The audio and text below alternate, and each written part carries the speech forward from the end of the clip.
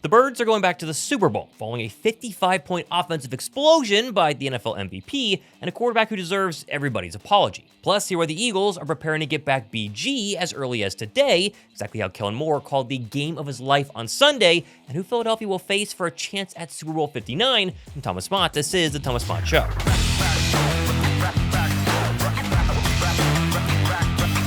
The Eagles on Sunday did not just slap the Commanders around, drop 55 points, and cruise to their second Super Bowl in the past 2 seasons. They did all of that while also breaking a bevy of records, including the most points scored in an NFC title game, most rushing touchdowns scored in an NFC title game, most sacks by a single Eagle in playoff history, the most turnovers by a defense in Eagles playoff history, and the first team in the entire history of the league to win a home wildcard game, divisional round game, and NFC Championship game in the same playoffs. And they did all of that against the media darling Jayden Daniels and the Washington Commanders, who everybody picked to upset Philadelphia. And yet this morning, on a Monday, the most dominant team in the NFC of the last 2 decades now has their 19th playoff win and an NFC high 4th Super Bowl appearance in the past 20 years. And so, let's get the party started. I'm giving away this, the signed Devontae Smith football, meant for 80,000 subs, but we're so close and they won yesterday, so here's your chance to go ahead and win it. Drop a like, must be a subscriber, and then leave a comment down below. Any comment will enter you. I'll announce the winner chosen on Wednesday's live stream, and one of you guys is going to get this football. I also realize only one person who comments can actually win the football, so we're going to do a second place prize as well. One of the official championship towels they gave us during the football game. I was there yesterday. I'll also pick someone on Wednesday's stream who comments down below to win this bad boy as well. Now, of course, the man throwing Devontae Smith the football all game long just so happens to be the most disrespected quarterback in the entire league right now. The quarterback everybody said was going to be the reason the Eagles lost in the playoffs and lost on Sunday, and in the end, he had maybe his best game of his entire career on the brightest stage. Jalen Hurts completed 71% of his passes on Sunday for 246 yards, 1 touchdown through the air, and three touchdowns on the ground. And now he owns the NFL record for the most playoff rushing touchdowns by a quarterback in NFL history, the most consecutive playoff games without an interception. The quarterback who can't win from the pocket had a 133 quarterback rating from the pocket yesterday versus Washington. All we've heard all season long is, yeah, the Eagles won, but Jalen Hurts' stats, they're not going to be good enough. In the end, though, he had great stats yesterday, but the one stat that actually mattered is he won. I don't play the game for stats. I don't play the game for numbers, any statistical approval from anyone else. And I understand that everyone has a preconceived notion on how they want it to look or how they expect it to look. And I told you guys that winning and success is defined by that particular individual, and it's all relative to the person. And what I define it as is winning. And so the number one goal is always to come out here and win. How about QB1, man? Hey, I love when people doubt him. And, we always talk about, limiting the outside noise or the white noise, whatever you want to call it. But I know he hears that, and I think he plays his best when he feels like, people doubt him. Because then he does stuff like he did today. He's won his entire life. That's more important. Winning at quarterback is more important than any stat that you go through. And I'm sure it'll be the same thing. He's got great players around him. Well, you tell me a quarterback that's won like this that has around him.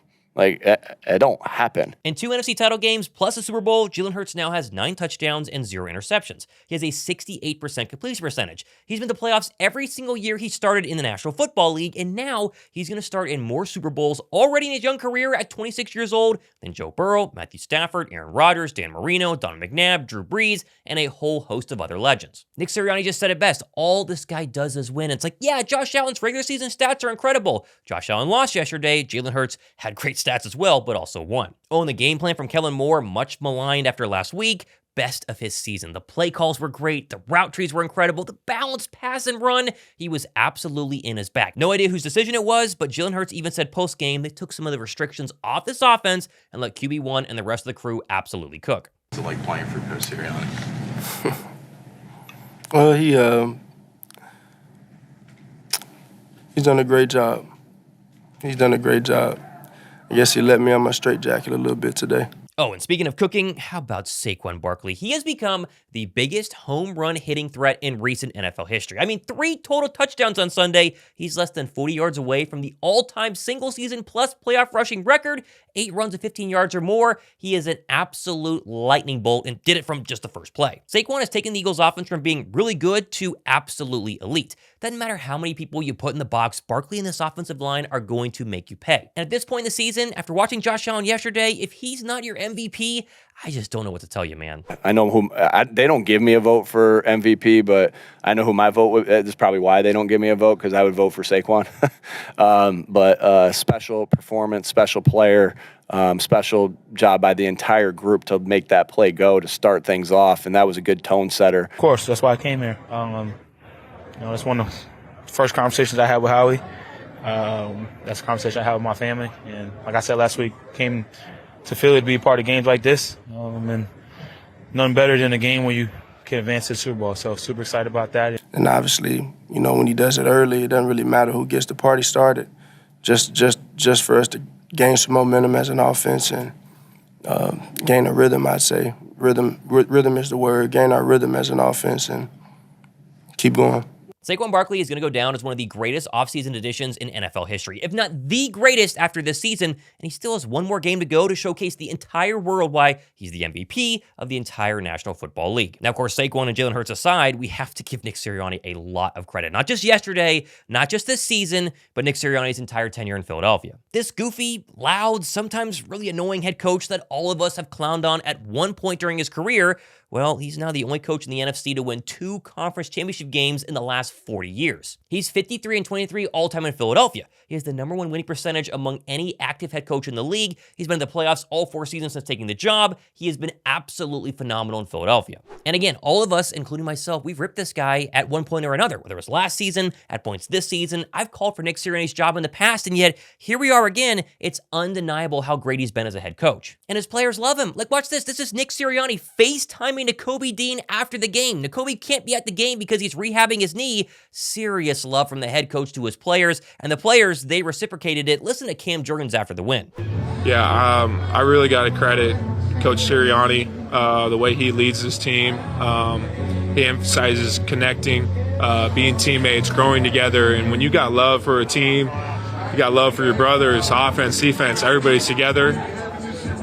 I mean, anything's possible. You just put your body on the line. You fight for your brothers, and I mean, we got a tight team here. Now, in terms of Jurgens and the rest of the Bird injuries, Landon Dickerson left in the second half with a knee injury, and as of this morning, we have absolutely no update. Jurgens himself, he was not even supposed to play in this game, and yet came in relief of Dickerson and dominated even with a bad back, which clearly was hurting as he walked off the field, but good news here, he did tell reporters after the game he will be good to go in 2 weeks. That was gritty. That was gritty of him. He hadn't practiced all week, really pushing through, and the resilience he showed coming in and being able to see the defense the way he was. Loved how he prepared. Obviously, the preparation showed, and man, he's been great all year.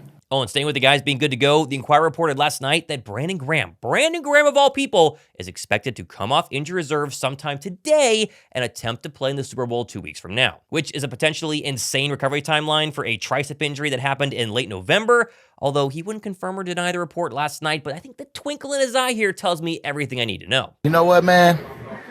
We'll see. Tomorrow I go meet up, and we'll see if it's a possibility, and I've been working, man, but we gonna see. At the end of the day, I'm just happy we got there. Them boys scored 55 today. That's what's up.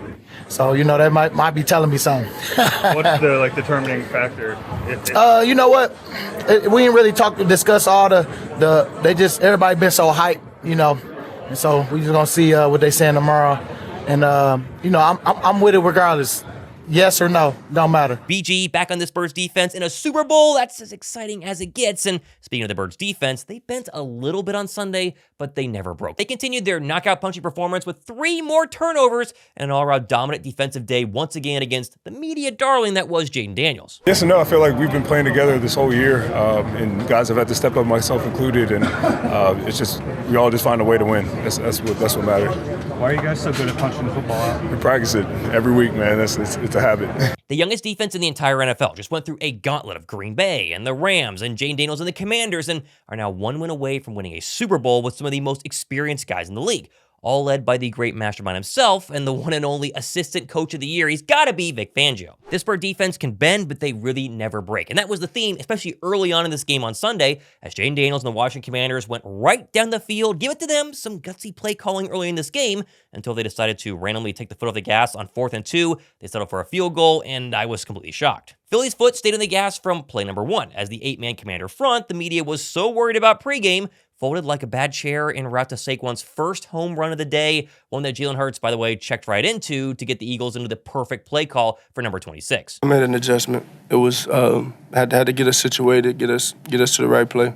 Then momentum went into overdrive following yet another billboard Baun punch out to give the ball right back to the Birds, where Hurts would then throw an absolute dime. This is a crazy throw to Devontae Smith. And then how about 26, his second touchdown score of the day? Honestly, the game was about to be a blowout until the Birds gave up this ridiculous fake punt. Like everybody, including myself in the stadium, knew this was coming, and yet they couldn't stop it. Massive momentum shift for the Commanders. Although the defense, bend but don't break, they gave up 3 points and nothing more. Hurts would then march into Commander territory again. He was red hot, although key sack on 3rd down, and then naturally a 54-yard miss from Jake Elliott would keep this thing semi-close early on. Which, by the way, the 2 big things to watch out for in Super Bowl 59, Eagles offensive line and Jalen Hurts versus the blitz. They need to work on their hot routes this week and really next week. And also Jake Elliott, can you make a 50-yarder in the Super Bowl? That remains to be seen. Back on defense, and credit to Jayden Daniels again. Really not his fault they lost on Sunday. He was pretty good. Huge play here. Touchdown to Terry McLaurin. Got the Commanders back within 2. Although that momentum the Commanders just built would die immediately on the Birds' next drive. How about Philadelphia going for it on 4th and 5? A deep ball strike to A.J. Brown over Marshawn Lattimore. This was a money throw from Jalen Hurts. Also, A.J. cooked Lattimore all day long, as we'll see. He had his best game of the playoffs, a masterclass in wide receiver play all day long. Staying resilient during tough times, it's easy to keep going during the positive times, but, fighting through the tough times and keep pushing, those uncomfortable talks, uncomfortable situations, and just trying to make each other better.